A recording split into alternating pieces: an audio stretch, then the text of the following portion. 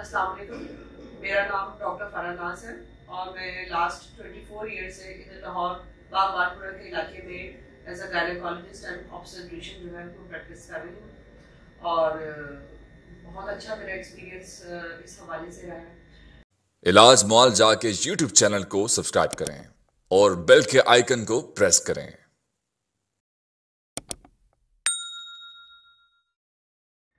दूसरी आप जो प्रॉब्लम्स आजकल बहुत ज़्यादा फीमेल्स को फेस करना पड़ रही है, रिकरेंट मिसकैरेजेस। बार बार प्रेगनेंसी तो हो जाती है लेकिन ये कि वो मिसकैरेज की तरफ चली जाती है, जिसमें कि बहुत सारी प्रॉब्लम्स हैं कि एक तो ब्लड क्रॉस मैचिंग की वजह से हो सकता है कि अगर वो नेगेटिव ब्लड ग्रुप है और उसकी प्रीवियस हिस्ट्री है।